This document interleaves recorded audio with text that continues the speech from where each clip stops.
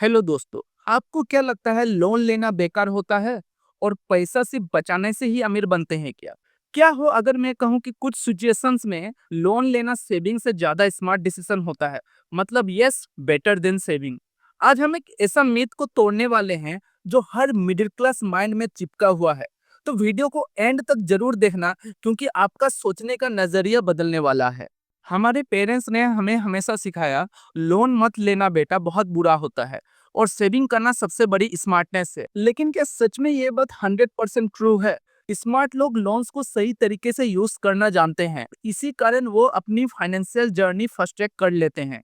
सोचो, अगर आप 10,000 हर महीना सेव करते हो तो आगे जाके 5 साल में आप 6 लाख बना लोगे। लेकिन अगर आप अभी एक 5 लाख का बिजनेस लोन ले लो और वो बिजनेस प्रॉफिट देना शुरू करे, तो क्या वो ज्यादा बेहतर नहीं होगा? सभी लोन्स बुरे नहीं होते, कुछ लोन्स अच्छे भी होते हैं। जैसे मान लेते हैं होम लोन्स, जिससे एसेट बनता है, टैक्स सेविंग भी होती है। इसके अलावा एजुकेशनल लोन भी आप ले सकते हो, जिससे आप एक बेटर जॉब के लिए तैयार हो सकते हो और उसके बाद आपको एक बेटर इनकम मिल सकती है।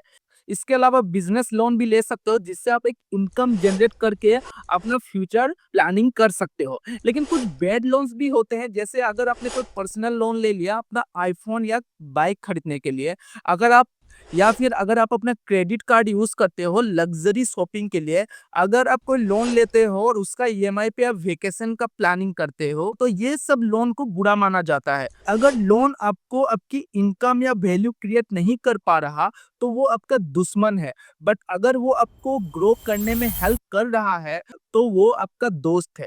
अभी और एक एंगल से इसको देखते हैं। अगर आप 5 लाख सेव करने के लिए 5 साल वेट करते हो और दूसरी तरफ कोई लोन लेकर वही 5 लाख से एक काम शुरू करता है और 2 साल में 10 लाख कमा लेता है, तो किसने ज्यादा स्मार्ट काम किया?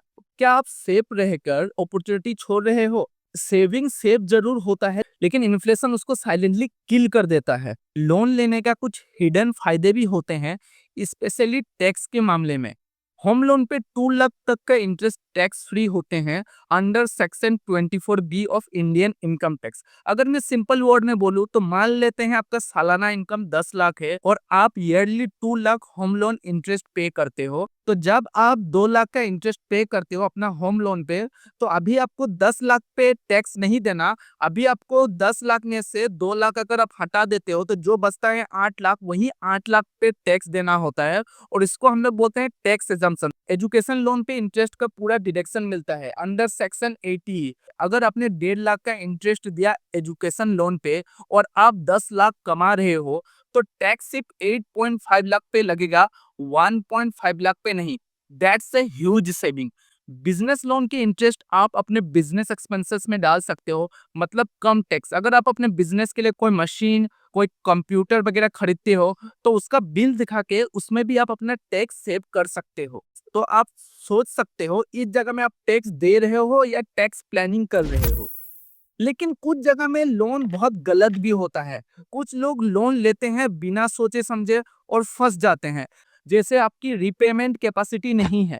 आप लोन ले रहे हो लाइबिलिटी के लिए, ना कि एसेट के लिए। आपके पास क्लियर प्लान नहीं है, पैसा कैसे यूज करोगे। डेट एक टूल है, तलवार नहीं। गलत यूज किया तो चोट पक्की है। आज की दुनिया में स्पीड मैटर करता है। स्लो सेविंग से बेहतर है फर्स्ट लोन, लेकिन दोनों का रोल अलग है।